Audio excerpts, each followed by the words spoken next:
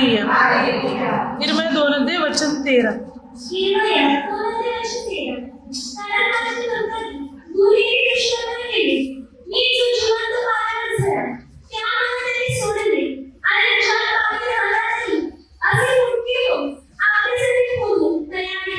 Hallelujah. Hallelujah. Hallelujah. वचन की संधी परमेश्वर पिता म्हणतो, कारण माझ्या लोकांनी दुहेरी म्हणजे डबल दुप्पट दुष्कर्म केलेला आहे आणि मी जो जिवंत पाण्याचा झरा त्या मला त्याने सोडिले आणि ज्यात पाणी राहणार नाही असे फुटके खोदून स्वतःसाठी तयार केलेले आहे. परमेश्वर पिता या ठिकाणी काय म्हणत आहे पहा. प्रभू म्हणतो की या लोकांनी मला सोडिलेलं आहे आणि माझ्या विरुद्ध पाप केलेले आहे आणि स्वतःसाठी फुटके होदाची तयारी केलेली आहे ज्याच्यामध्ये पाणी राहणार नाही. आपण बायबलद्वारे काही गोष्टी पाहू की परमेश्वराविना मानवी जीवन एका फुटलेल्या भांड्यासारखा किंवा होल पडलेल्या होदासारखा आहे किंवा त्याचे जीवनच तुटलेले आणि फुटलेले बनलेले. जोपर्यंत परमेश्वर माणसाच्या जीवनात नाही किंवा मनुष्य जोपर्यंत परमेश्वराकडे वळत नाही तोपर्यंत त्याचे जीवन सुरळीत होणार नाही, नीट होणार नाही, टापटीप होणार नाही किंवा त्याचे जीवन परमेश्वरामध्ये आशीर्वादित होणार नाही जोपर्यंत तो परमेश्वराकडे येत नाही. परमेश्वराविना मानवी जीवन कसं आहे हे आपण बायबलद्वारे पाहू. जेव्हा मनुष्य देवाला सोडतो, पाप करतो, देवाच्या विरुद्ध जातो, तेव्हा त्याचं जीवन फुटलेल्या होदाप्रमाणे बनते. होद पहा, जर ते फुटलेले त्याला होल पडलेले भोग पडलेले मग त्याच्यात किती पाणी टाका पाणी राहणार नाही. त्या होलातून त्या भोकातून पाणी निघून जाईल. तसंच मानवी जीवन आहे. परमेश्वराविना परमेश्वराच्या विरुद्ध पाप केल्यामुळे माणसाचं जीवन फुटक्या होदासारखं बनलेले, ज्याच्यात सुख राहू शकत नाही, ज्याच्यात शांती राहू शकत नाही, ज्याच्यात अनुग्रह राहू शकत नाही, वाहून चाललेले, भोकातून निघून चाललेले, ती त्याच्यामध्ये राहत नाही. फुटक्या होदाप्रमाणे मानवी जीवन बनलेले. आपल्याला वाटते आपलं जीवन नीट नेटके असावे, आपलं जीवन, आपलं कुटुंब, आपला संसार, आपली मुलंबाळ, आपला व्यवसाय सर्व टापटीप असावा तर आपल्याला परमेश्वराची गरज आहे. परमेश्वर जर आपल्या जीवनात नसेल काही नीट नसणार, सर्व तुटणार, फुटणार, भोग पडणार, सर्व विखरणार किंवा नाश पावणार, काही नीट नसणार. जर परमेश्वर आपल्या जीवनात नसेल तर, जर प्रभू आपल्या जीवनात नसेल तर कोणतीही गोष्ट आपल्या जीवनामध्ये नीट नेटकी राहू शकत नाही. भोग पडलेल्या एखाद्या पिशवीप्रमाणे हागय 1:6 काय सांगते वचन. मनुष्य कष्ट करतो, मेहनत करतो, देवाचे नियम पाळत नाही, कष्ट करतो, मेहनत करतो आणि आणलेला पैसा तो कशात टाकतो. बायबल सांगते भोग पडलेल्या पिशवीत टाकतो. हालेलुया. हालेलुया. तो अशा पिशवीमध्ये आपला पैसा टाकत आहे ज्याला भोग पडले म्हणजे होल पडलेले आहेत आणि भोग पडल्यामुळे तो पैसा जो आहे तो त्याच्यातून पडून जातो. हाती मात्र त्याच्या काही लागत नाही, सर्व निघून जाते म्हणून बायबल सांगते. काय सांगते वचन. तुम्ही पुष्कळ पेरणी करता पण हाती थोडी लागते, तुम्ही खाता पण तृप्त होत नाही, तुम्ही पिता पण तुमची तहान भागत नाही, तुम्ही कपडे घालता पण ज्याने तुम्हाला सूप येत नाही, मजुरीने पैसा मिळून जसे काही भोग पडलेल्या पिशवीत टाकतो. माणसाच्या पैसे ठेवण्याच्या जागेला सुद्धा भोग पडल्या, पैसा राहतच नाही, टिकतच नाही, निघून चाललेले, गायब होते, कसा संपतो समजतच नाही. प्रभू म्हणतो तुम्ही खाता पण तृप्त होत नाही, पाणी पिता पण तहान काही तुमची भागत नाही, कष्ट करता, मेहनत करता पण पैसा पण टिकत नाही, जणू काही भोग पडलेल्या पिशवीत टाकतात, पैसा पडून जातो, निघून जातो, हाती राहत नाही. परमेश्वर जर आपल्या जीवनात नसेल, आपण परमेश्वरासाठी झटत नसतील, देवाच्या सेवेसाठी झटत नसतील, आपला पैसा टिकणार नाही, आपण पैसा ठेवतो त्या कपाटाला, पिशवीला, ते पॅकेट असो, काही असो, ती बॅग असो, भोग पडणार, निघून जाणार. हगईमध्ये परमेश्वर म्हणतो, माझं मंदिर ओसाड पडलेले, माझ्या मंदिरासाठी तुम्ही धावपळ करत नाही, मेहनत करत नाही, काम करत नाही, मग तुमचा पैसा भोग पडलेल्या पिशवीत जाते, जो टिकत नाही, हाती लागत नाही. मानवी जीवन फुटलेल्या होदाप्रमाणे आणि फाटलेल्या पिशवीप्रमाणे बनलेले, ज्याच्यात ना सुख राहत, ना शांती राहत, ना समाधान राहत, ना त्यांचं धन त्यांच्या जीवनात, ना घरात राहत. भोग पडलेले, पोल पडलेले आहेत, फाटलेले आहेत, तुटलेले आहेत, असं बनले मानवी जीवन.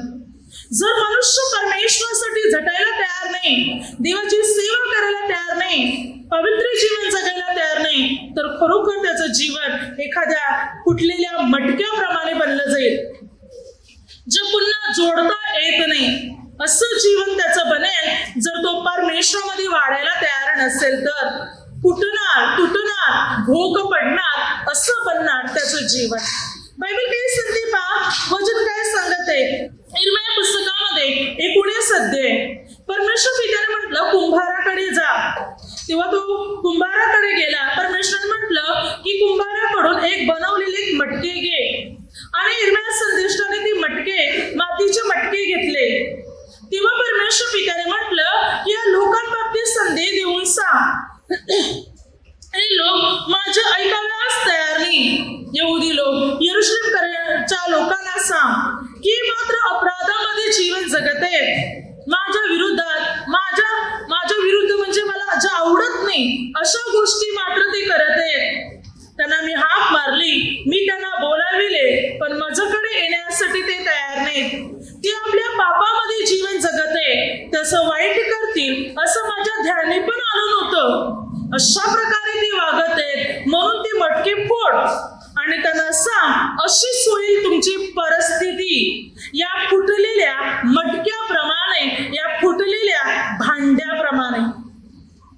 की मृत्यू तुम्हाला बोलाविते, तलवार तुम्हाला घाटणार आहे, तुमचा नाश होणार आहे. फुटलेल्या मटक्याप्रमाणे, जसं फुटलेलं मटकं पुन्हा जोडवू शकत नाही, तसं तुमचं जीवन बनेल. प्रभू म्हणत इर्मिया संदेशाद्वारे यहुदी आणि यरूशलेमच्या लोकांना की तुम्ही माझं ऐकत नाही, माझे नियम पाळत नाही, माझ्या आज्ञा पाळत नाही, माझ्यामध्ये जीवन जगत नाही. तुम्ही इतके चुकीचे वागता की माझ्या ध्यानी मनी पण नव्हते की तुम्ही असे वागतील. असे तुम्ही वागत आहात, म्हणून फुटलेल्या मटक्याप्रमाणे तुम्ही होतील. हे मटकं त्यांच्या देखत फोड, अशी मी या लोकांची स्थिती करीन. फुटलेल्या मटक्याप्रमाणे. खरोखर आज पापामुळे, अधर्मामुळे, वाईटामुळे मनुष्य फुटलेल्या मटक्याप्रमाणे बनलेला आहे, जो पुन्हा जोडू शकत नाही, पुन्हा जोडणार नाही, अशी परिस्थिती बनले. प्रभूला सोडून जाणार, पापाकडे वळणार, देवाचे नियम पाळणार नाही, देवासाठी वेळ काढणार नाही, प्रार्थना करणार नाही, तर फुटक्या मटक्याप्रमाणे बनणार, फुटलेल्या होदाप्रमाणे बनणार, भोग पडलेल्या पिशवीप्रमाणे आपलं जीवन बनणार. ना सुख, ना समाधान, ना शांती, ना आनंद आपल्या जीवनात राहणार. फुटलेल्या मटक्याप्रमाणे आपली स्थिती आणि आपली परिस्थिती बनली जाणार. जर आपण परमेश्वरामध्ये कमी होणार, प्रार्थना सोडायला लागणार, जगाकडे भटकणार, देवासाठी वेळ नाही, तर असं जीवन बनणार. आणि मटकं फुटल्यानंतर पुन्हा जोडू शकत नाही, तशी परिस्थिती होणार. मग देवाला किती आवाज द्या, किती हाक मारा, किती प्रार्थना करा, नाही ऐकणार देव. जसं फुटलेलं मटकं पुन्हा जोडत नाही, तसा मनुष्य जोडू शकत नाही. अशी परिस्थिती बनेल. म्हणून आत्ताच वेळ आहे परमेश्वराकडे वळण्याची, परमेश्वरचं वचन आत्मसात करण्याची, परमेश्वरचं वचन जीवनात उतरवण्याची हीच तर वेळ आहे. म्हणून बायबल सांगते तुम्ही परमेश्वराकडे वळा. आणि जर देवाकडे आपण वळण्यासाठी तयार नाही, परमेश्वरचं वचन ऐकण्यासाठी आपण तयार नाही, तर या फुटलेल्या मटक्यासारखी आपली परिस्थिती बनेल. पुढे वचन काय सांगते पहा, इर्मिया 13 अध्याय 1 ते 11 वचनापर्यंत. परमेश्वर पित्याने म्हटलं, एक कमरबंद घे आणि जा फरात नदीत. तो कमरबंद एका खडकाखाली लपून ठेव. त्याने फरात नदीत खडकाखाली तो कमरबंद लपून ठेवला, म्हणजे गाडून ठेवला. बरेच दिवस लोटल्यानंतर परमेश्वर पित्याने इर्मिया संदेशाला म्हटलं, जा फरात नदीत जा आणि जिकडे तू कमरबंद ठेवलाय तो काढ. इर्मया संदेष्टा त्या ठिकाणी गेला आणि जो कमरबंद खडकाखाली फरात नदीत त्याने त्याच्यामध्ये जो गाडून लपून ठेवला होता तो काढला. जेव्हा तो कमरबंद तो पट्टा कमरबंद जेव्हा त्याने काढला तेव्हा तो कुचकामाचा झाला होता, तो खराब झाला होता, पूर्ण जिजून तुटून फुटून सर्व गेला होता. तेव्हा परमेश्वर पित्याने म्हटलं, असंच करीन मी या इस्रायल लोकांना. जसा कमरबंद आपल्या कमरेला लटकलेला असतो तसे माझे लोक मला लटकून राहावे अशी माझी इच्छा होती. पण नाही, माझं ऐकायलाच तयार नाही, माझ्याकडे वळायलाच तयार नाही. या आपल्या कुमार्गाकडे वळत आहेत, ही पापमय जीवन जगत आहेत, जगामध्ये भलतीकडे वळत आहे. म्हणून ज्या प्रकारे कमरबंद फुटलेले कुचकामाचा झालंय, खराब झालंय किंवा कुजून गेलेले आहे, त्या प्रकारे या लोकांना मी करीन. कुजलेल्या, अगदी तुटलेल्या किंवा खराब झालेल्या या कमरबंदाप्रमाणे लोक बनतील. कारण ती माझी वाणी ऐकायला तयार नाही, माझं वचन ऐकायला तयार नाही, माझ्या मार्गात चालायला तयार नाही. म्हणून हे पण कुजून जातील, हे पण तुटून फुटून जातील. यांच्या जीवनात सुख शांती नसणार, कारण मला लटकून मला चिकटून राहत नाहीत म्हणून. हालेलुया. प्रभू म्हणतो, जर तुम्ही मला चिकटले नाही, मला जोडून राहिले नाही, माझ्यामध्ये तुम्ही जीवन जगले नाही, तर कमरबंद जसा कुचकामाचा झाला होता तसे तुम्ही बनतील. तुमच्या जीवनात मात्र शक्ती ताकद बल राहणार नाही, पूर्ण जिजून जातील, खराब बनून जाईल तुमचं जीवन, नष्ट बनून जाईल तुमचं जीवन, जर तुम्ही माझ्यामध्ये राहिला नाही तर. जो मनुष्य परमेश्वरामध्ये राहील, परमेश्वर त्याला आणखीन मजबूत करत जाईल, आणखीन दृढ बनवत जाईल. पण परमेश्वरापासून आपण मागे हटतील, आपण जगामध्ये पापामध्ये नाशामध्ये वाईटामध्ये वळतील, तर मग फुटलेल्या भांड्याप्रमाणे, कुचकामाचा झालेल्या कमरबंदाप्रमाणे आपली स्थिती बनेल. सुख नसणार, समाधान नसणार, शांती नसणार, जीवन तुटून फुटून जाईल, आपलं सर्व सामान तुटून फुटून जाईल.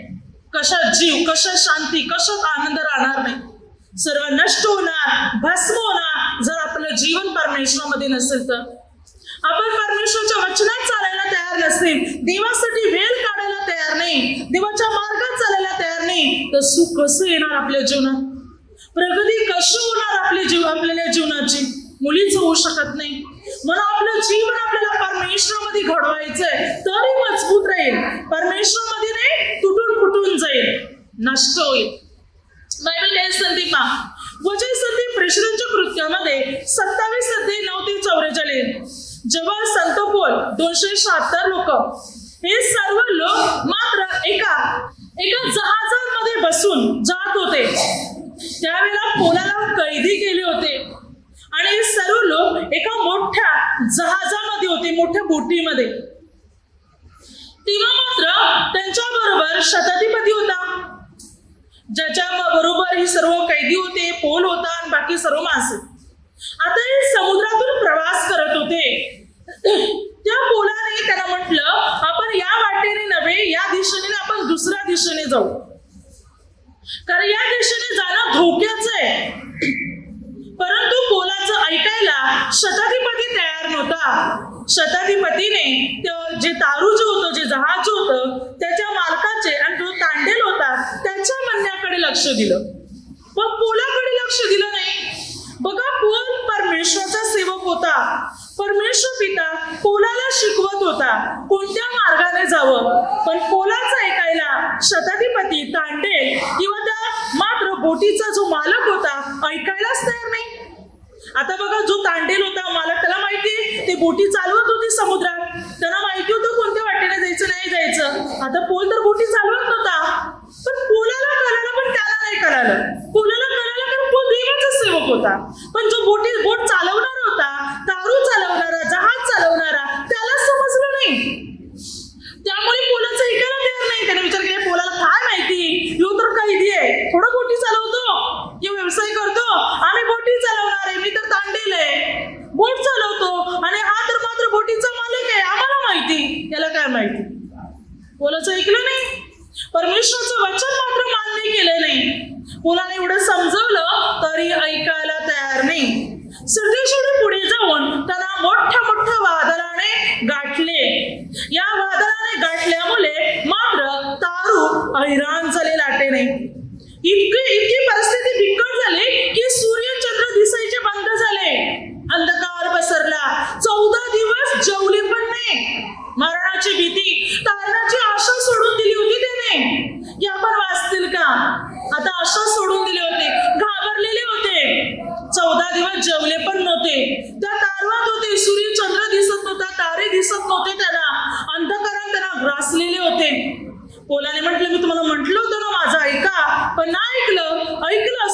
परिस्थिती आली नसती.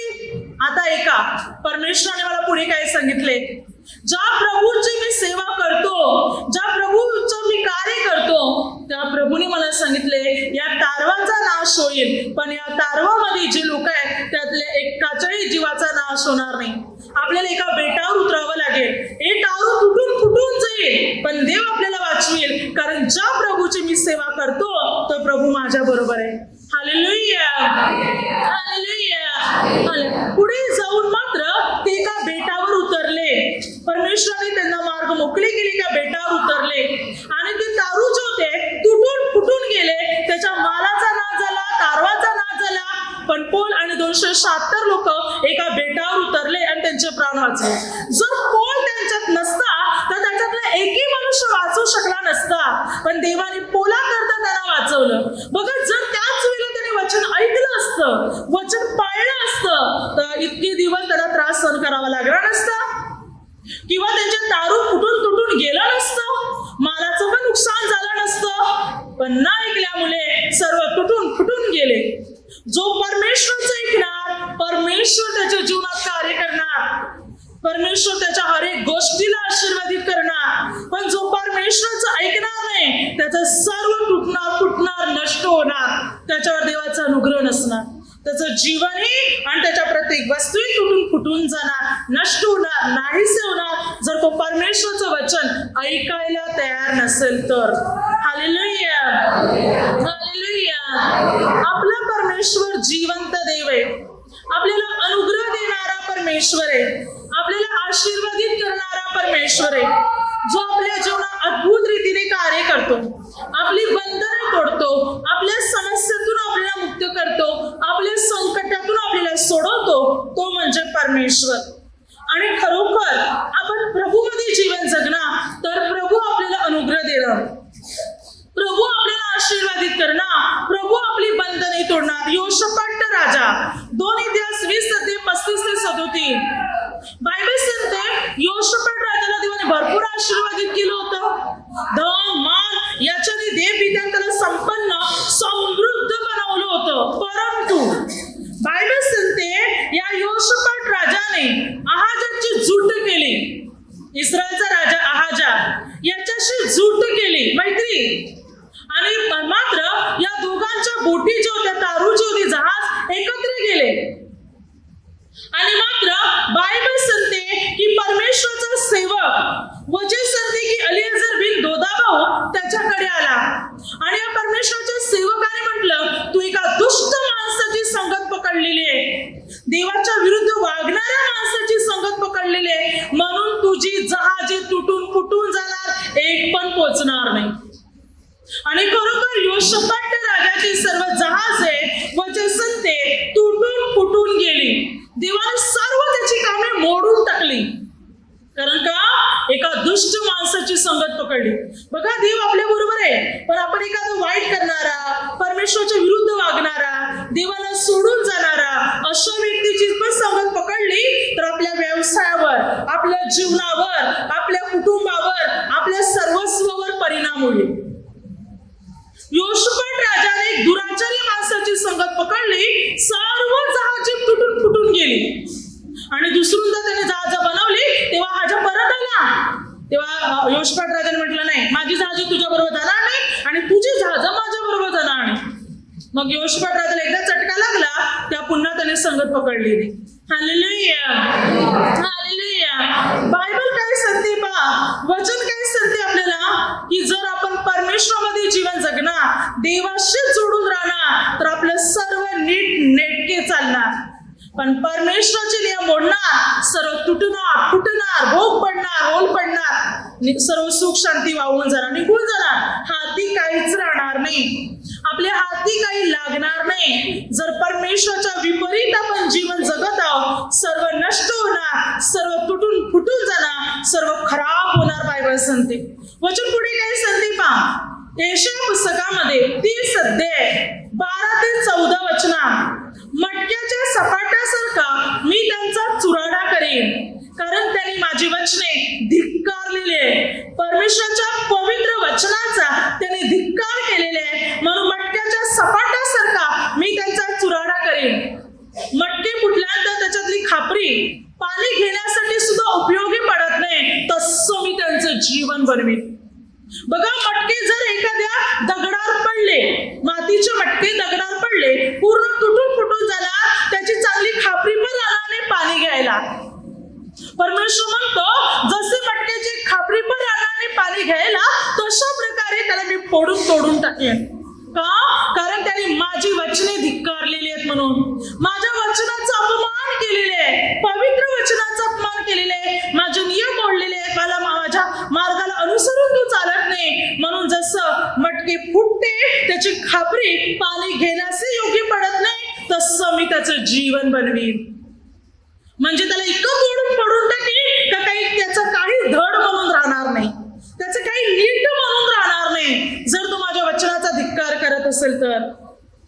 म्हणजे देवाच्या वचनाचा धिक्कार केला तर देव आपली पर्वा पण करणार नाही, नष्ट करून टाकेल तो आपल्याला, नाहीसे करून टाकेल तो आपल्याला, काहीच धड राहणार नाही.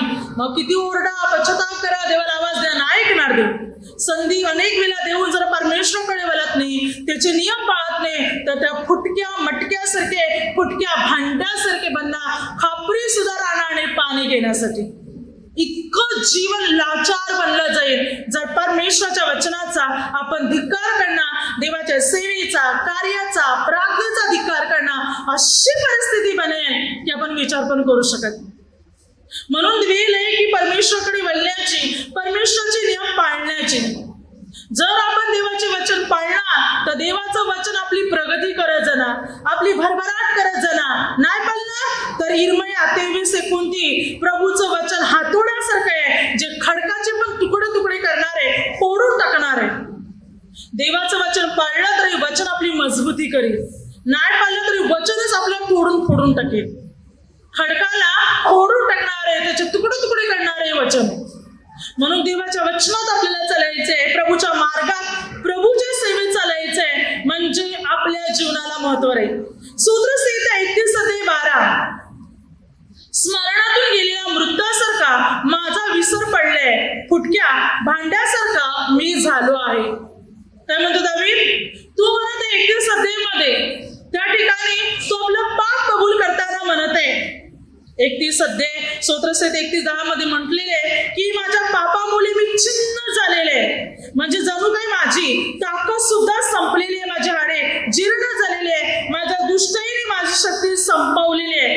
पुढे तो म्हणतो मी फुटक्या भांड्यासारखा झालेले. जर आपल्या जीवनात पाप आहे, आपलं पश्चाताप करत नाही, ते सोडत नाही, परमेश्वराकडे वळत नाही, तर फुटक्या भांड्यासारखे आपण होणार. पण परमेश्वराच्या वचनात चालणार तर देव पुन्हा आपल्याला मजबूत उभं करणार. मग किती संकट आहे, किती दुःख आहे, उचलणार तो आपल्याला, पुन्हा मजबूत करणार. काय संधी वचन काय संधी देव कसं बनवणार आपल्याला. यशाया 54:11-17 मी पुन्हा तुझी उभारणी करीन, मी तुला उचलीन, वाऱ्याने त्रस्त झालेले, वादळाने पिडलेले मी तुला उठवीन, मी तुझा पाया सुरमई प्रकारे बसवीन, तुझे पाषाण सुरमई प्रकारे बसवीन, नील मनाने तुझा पाया घालीन, तुझ्या भिंतीवरील कळस माणिकाचे, तुझ्या वेशी लालाच्या व तुझ्या भोवतालाचा प्रदेश रत्न खचित करीन. मी तुला, तुझ्या मुलाला आशीर्वादित करीन, तुझ्या मुलाला मोठी शांती मिळेल, तुझी मुलं माझ्याकडून शिकतील, तू खंबीर बनत जाशील, तू मजबूत बनत जाशील. जे लोक तुझ्यावर चढाई करतील तेच नाश पावतील, पण मी तुला मजबूत करीन, तुझ्यावर कोणतेच हत्यार चालणार नाही, इतकी मजबूत मी तुला बनवीन. माझ्याकडून मिळालेली तुला धार्मिकता, हाच तुझा अनुग्रह असेल. काय म्हणतो प्रभू? मी तुला इतकं मजबूत करीन, रत्नाने बांधीन मी तुझा पाया, रत्न खचित करीन तुझा प्रदेश, तुझ्या भिंती मी रत्नाने हिऱ्याने बांधेन, मजबूत करेन. कोणी तुझ्यावर चढाई करणार नाही आणि जो करेल तोच पडेल. तुला मी इतकं मजबूत बनवीन की तुझ्यावर कसलंच हत्यार चालणार नाही. मी तुला, तुझ्या मुलांना आशीर्वादित करीन, कारण मी असेल तुझ्या बरोबर. बघा, जे देवाचं वचन धिक्कारतात ते तुटून फुटून जातील, पण देवाकडे जे वळतात, परमेश्वराचं वचन स्वीकारतात, देव त्याला आणखीन मजबूत करतो, इतकं संपन्न ताकदवान बनवतो की त्याच्यावर कोणाची शक्ती चालणार नाही. इतकं देव त्याला मजबूत करेल. ना तो तुटणार, ना तो फुटणार, ना तो कमजोर पडणार, ना त्याचा नाश होणार. तो मजबूतच राहणार, कारण तो परमेश्वरामध्ये बांधलेला आहे, कारण तो परमेश्वरामध्ये रुजलेला आहे, कारण तो परमेश्वरामध्ये धड केला गेलेला आहे. त्यामुळे ना तो तुटणार ना पडणार.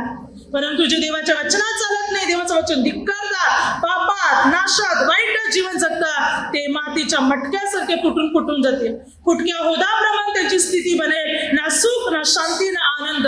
भोग पडलेल्या पिशवीप्रमाणे त्यांचं लाईफ जीवन बनेल.